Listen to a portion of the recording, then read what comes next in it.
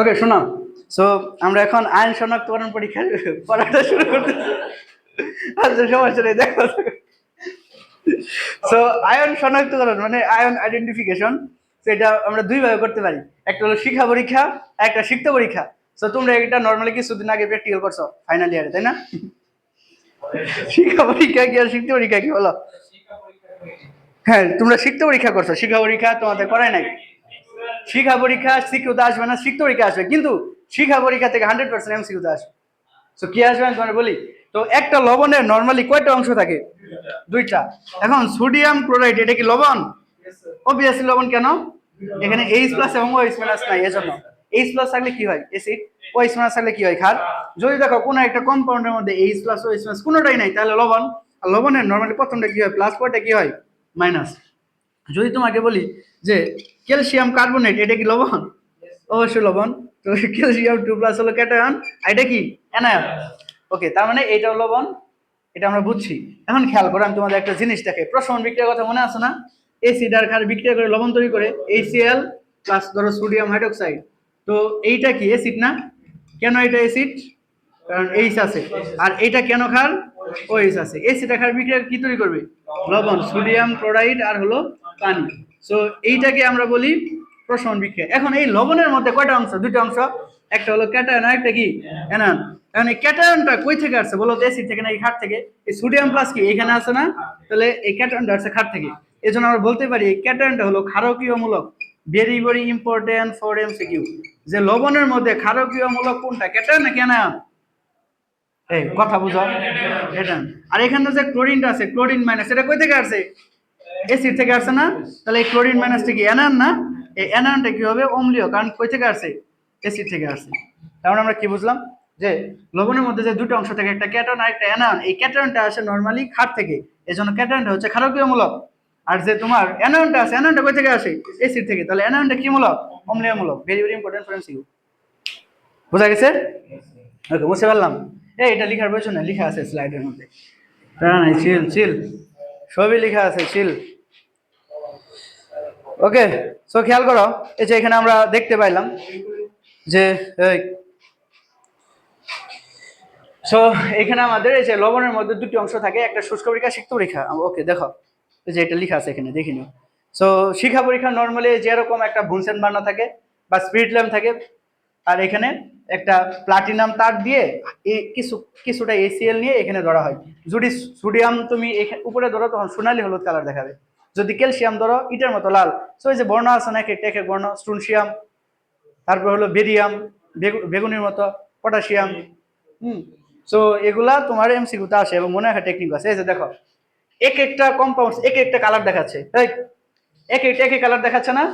Lithium কেমন দেখাইতেছে? টকটকে লাল। রাফসান কথা হইতেছে, তুমি ডিস্টার্ব করো না ভিডিওর মধ্যে। ওকে, ক্যালসিয়াম কি? এটার মতো লাল। এরপরে বেরিয়াম আছে, কপার আছে, কপার হলো সবুজ কালার। এরপরে পটাশিয়াম আছে, ঠিক আছে। সোডিয়াম হলো সোনালী হলুদ। নো, দেখো কোনটার কালার কি? এটা হলো শিখা পরীক্ষা। শিখা পরীক্ষা মানে কি, এটা কি তোমরা বুঝতেছ? দেখো এখন একটু ভালো দেখা যাবে, খেয়াল করো। এই যে এগুলা হলো আয়ন, তোমার এমসিকিউ কি আসবে? এই দুইটার মধ্যে যে কোনো একটা আসবে। সো আয়ন তুমি যখন ওই যে বুনসেন বার্নার উপর তুমি ধরবা, ঠিক আছে, তখন এক একটা এক এক কালার দেখাবে। সোডিয়াম দেখাবে সোনালী হলুদ, দেখো হলুদ কালার লেখা আছে, বুঝতেছ? পটাশিয়াম দেখাবে বেগুনি। মনে রাখবো কিভাবে, সোডিয়ামের মধ্যে দন্তস আছে, সোনালীর মধ্যে দন্তস আছে। আর পটাশিয়াম মানে কি? কাঁচা বেগুন। কাঁচা বেগুন থেকে বেগুনি, পটাশিয়াম মানে কাঁচা, তো কাঁচা কি বেগুনি না, এই জন্য বেগুনি। লিথিয়াম, লিথিয়াম কি হবে? উজ্জ্বল লাল। ক্যালসিয়াম ইটার মতো লাল। কিভাবে মনে রাখবো? কোন একটা মুরগির হাড্ডির মধ্যে ক্যালসিয়াম থাকে না, আর হাড্ডির মধ্যে যে ক্যালসিয়াম থাকে কেমন কালার? লাল কালার, এই জন্য ইটার মতো লাল। স্ট্রোনশিয়াম কেমন হবে? Crimson red. এই স্ট্রোনশিয়াম হলো ক্রিমসন রেড, মানে সূর্যাস্ত, যখন সূর্য অস্ত যায় তখন যে কালারটা দেখা যায় না, ওইটা হলো ক্রিমসন রেড। ভেরিয়াম হলো তোমার কাঁচা আপেলের মতো সবুজ। ভেরিয়াম বলতে তুমি মনে রাখবে যে বাটি, আর বাটির মধ্যে কি আমরা আপেল রাখি না? সো ভেরিয়াম হচ্ছে কাঁচা আপেলের মতো সবুজ। কিভাবে মনে রাখবো? বাটি। আর কপার কি? নীলাভ সবুজ। সো এইগুলা তুমি যখন খালি চোখে দেখবো তখন, কিন্তু তুমি যদি কোবাল্ট ব্লগ আসে দেখো, তখন যেগুলো এমন দেখা যাবে। কেমন দেখা যাবে? দেখো, যেটা সোনালী হলুদ এটার কোনো কালার নাই। ভেরি ভেরি ইম্পর্টেন্ট, যেটা ক্রস ওইটাই আসবে। এই যে সোডিয়াম খালি চোখে সোনালী হলুদ, কিন্তু তুমি যদি একটা গ্লাসের মাধ্যমে দেখো, চোখের মধ্যে সানগ্লাস পরি না, গ্লাসের মাধ্যমে দেখলে এই সোডিয়ামের কোনো কালারই তুমি দেখতে পাবে না, এর জন্য ক্রস দেওয়া। বুঝতে পারছো? কারণ এই কবাল্ট ব্লু গ্লাস যেইটা আছে এইটা তোমার হলুদ কালার খেয়ে ফেলে, মানে সোজা বাংলা কথা যেটা। তো সোডিয়াম এটা গ্লাসের মধ্যে বন্ধ দেখে না। পটাশিয়াম হ্যাঁ শোষণ হয়। পটাশিয়াম কি করে? নীলাভ বেগুনি। লিথিয়াম কি হয়? উজ্জ্বল লাল, উজ্জ্বল লাল থাকে। একমাত্র লিথিয়াম তার বৈশিষ্ট্যটা বজায় রাখে, বাকি কোনোটাই বৈশিষ্ট্য বজায় রাখে না। লিথিয়াম এখানে উজ্জ্বল লাল, ওখানে উজ্জ্বল লাল।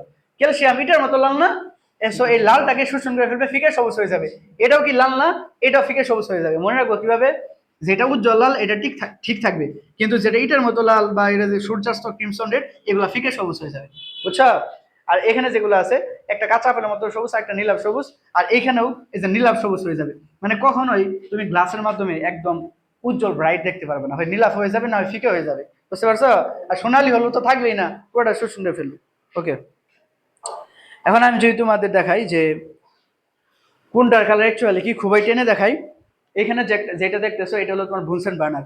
সো এই যে এখানে একটা থাকে, কি বলে, পাইপ থাকে, এখান থেকে গ্যাস সাপ্লাই করা হয়, এখানে ছিদ্র থাকে, আর এখানে বিভিন্ন কালারের বাটির মধ্যে লবণ দেখতে পারতেছো। এই যে এইটা যেটা আছে না, এটা হলো তোমার একটু সবুজ কালার, মানে এটা কপার লবণ। আর এখানে যে 3টা বাটির মধ্যে লবণ দেখতেছো, এখানে একটা বাটির মধ্যে আছে, সবগুলা লবণ কি হোয়াইট কালার না? এখন তুমি কি বুঝতে পারবা যে কোন লবণটা কোন আয়নের? এজন্য কি করতে হবে, এই লবণটার সিক্ত পরীক্ষা করতে হবে, যেটা তোমার প্র্যাকটিক্যালে করছো। দ্রবণ চেক করতে হয় না, বিভিন্ন বিকারক এড করে। সো চেক করে দেখবো যে কি হয়। ওকে, সো এটা হলো স্পিরিট ল্যাম্প, একটা দোয়াতের মতো, এটা আমরা জানি। এরপরে এই যে বুনসেন বার্নার আছে, এর কয়টা অংশ থাকে? ফর এমসিকিউ 3টা অংশ থাকে। কি কি? এই যে এই ভূমিতে যেটা দেখতে পারতেছো না যেটা, এটা বলা হয় বেস। আর এই যে এখানে একটা সিটও দেখতে পারতেছো, বুঝছো, এটা ঘুরাইলেই হয়। প্র্যাকটিক্যালটা সময় লাগবে, দেখানোর টাইম নেই। এটা ঘুরাইলে যে এটা কি হয়েছে, উজ্জ্বল হয়ে যায়। অক্সিজেন ঢুকে না যদি ছিদ্রটা অফ করে দেই। আর অক্সিজেন যখন ঢুকে না তখন এটা উজ্জ্বল কালার দেখা যায়। আর এটাকে বলা হয় অক্সিজেন যখন অনুপস্থিতি, ঢুকতেছে না, বিজারণ শিখা। আচ্ছা, এগুলো এমনি বললে বুঝবা না, কিছু করার নাই।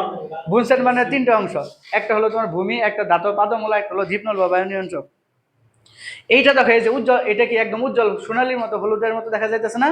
সো এইখানে অক্সিজেন নাই, এটা হলো বিজারণ শিখা। আর বিজারণ শিখা উজ্জ্বল হয়, এটা এমসিকিউতে আসবে। কোন শিখা উজ্জ্বল? বিজারণ শিখা। ওকে, এরপরে এইখানে একটা শিখা দেখো, এটা কি উজ্জ্বল নাকি বেগুনি কালারের মতো? সো এইটা হলো তোমার অনুজ্জ্বল শিখা। বুঝতে পারছো? এবং যেখানে অক্সিজেন প্রবেশ করতেছে, এই যেখানে একটা ছিদ্র আছে, এই ছিদ্রটা খোলা, এই ছিদ্রের মধ্যে অক্সিজেন প্রবেশ করতেছে। অক্সিজেন যদি প্রবেশ করে, অক্সিজেন উপস্থিতি আছে, তাহলে কি জারণ করতেছে, আর জারণ শিখাটা অনুজ্জ্বল শিখা হয়। আর আমরা যখন শিখা পরীক্ষা করি তখন আমরা এই অনুজ্জ্বল শিখাটাই ব্যবহার করি। উজ্জ্বল কেন করি না? কারণ উজ্জ্বলে তো নিজে একটা বর্ণ আছে, সোডিয়াম সোনালী হলুদ, উজ্জ্বল নিজেও সোনালী হলুদ। তাহলে কি সোডিয়াম দিলে তুমি চেক করতে পারবা না? এজন্য আমরা কি করি, এটা কি জারণ শিখা নাকি বিজারণ শিখা? জারণ, কারণ এখানে অক্সিজেন আছে। এটা তোমাদের কলেজের ল্যাব অ্যাসিস্ট্যান্ট। ওকে, তো এখানে জারণ শিখা কি বিজারণ শিখা কি সবকিছু লেখা আছে, তোমরা একটু পড়ে নিও। এগুলো আমি এখানে স্লাইডের মধ্যে দিয়ে দিছি, ঠিক আছে? আর এইটা মূলত তোমাদের যে বইয়ের মধ্যে আছে, আমি যা যা বললাম এখানে যা সুন্দর করে লেখা আছে আমি দেখাই দিছি। ছিদ্র বন্ধ মানে অক্সিজেন নাই, উজ্জ্বল শিখা দেখা যাবে, এবং ওইটা দীপ্তিমান শিখা। আর ছিদ্র খোলা মানে অক্সিজেন আছে, ওটা অনুজ্জ্বল শিখা বা বিজারণ শিখা। বুঝছো? আর এই যে এখানে তোমার এটার মেকানিজম দেখে নিলে হয়ে গেল। আর এখানে তোমাদের এটা খ নাম্বারে আসবে, কেন জানি মনে হইতেছে শিখা পরীক্ষায় এইচসিএল কেন ব্যবহার করা হয়, এবং তোমাদের এটা প্র্যাকটিক্যালে কি আসছিল? তাহলে খ নম্বরে আসবে শিখা পরীক্ষায় এইচসিএল কেন ব্যবহার করা হয়? কারণ এইচসিএল যুক্ত করলে লবণটা উদ্বায়ী হয়ে যায়, মানে এইচসিএল যুক্ত লবণটা উদ্বায়ী হয়। যেমন সোডিয়াম ক্লোরাইড আছে না, এই সোডিয়াম ক্লোরাইডের মধ্যে ক্লোরিন আছে কিনা, এর জন্য সোডিয়াম ক্লোরাইড সহজে উদ্বায়ী হতে পারে। এর জন্য তুমি যখন আগুনের উপর দিবা, সহজে যখন উদ্বায়ী, সহজ করে কি হবে, আগুনের সাথে সে বিক্রিয়া করে কালার দেখায়। লবণ, সকল লবণ তো উদ্বায়ী না, ক্লোরাইড লবণ উদ্বায়ী। কিন্তু ক্যালসিয়াম কার্বনেট লবণও তো একটা লবণ, ক্যালসিয়াম সালফেটও তো একটা লবণ, কিন্তু কার্বনেট সালফেট জীবন উদ্বায়ী না। এরা চাইলে আরো অধ্যক্ষ হতে পারে, পারলে অধ্যক্ষ হয়ে যাবে, জীবন উদ্বায়ী হবে না। বুঝতে পারছো? হ্যাঁ, সো এই যে ক্লোরিন যুক্ত লবণ বেশি উদ্বায়ী, তাই শিক্ষা পরীক্ষার সময় ক্লোরিন ইউজ করা হয়। এটা আমি লিখে দিছি, তুমি যদি এই মেইন জিনিসটা লেখো, 2 এর মধ্যে মিনিমাম আনসার 1 দিবে। বুঝতে পারছো? আর তোমাদের কিছু লবণের নাম জানতে হবে, যে লবণের নামগুলো জানতে হবে, এগুলো পড়ে নিয়ে আসলো, বিস্তারিত বানানোর টাইম নেই। এটা হলো পটাশিয়াম ফেরোসায়ানাইড K4 এফিসিয়েন্সি, এটা পটাশিয়াম ফেরিসায়ানাইড K3 এফিসিয়েন্সি। হ্যাঁ, ফেরি কেন? কারণ এখানে পটাশিয়াম 3টা, এখানে 4টা। এটা জটিল জগৎ থেকে মূলত আসছে, ন্যাসলার দ্রবণ আছে। এগুলো তোমাদের কষ্ট করে পড়ে নিতে হবে, কিচ্ছু করার নেই। আর এই যে দেখো, তোমাদের সিলেবাসে মূলত এই ক্যাটার্ন গুলো আছে আর এই অ্যানায়ন গুলো আছে। আর এই এই যে ক্যাটার্ন অনেকগুলো আছে, দেখছো? সবগুলো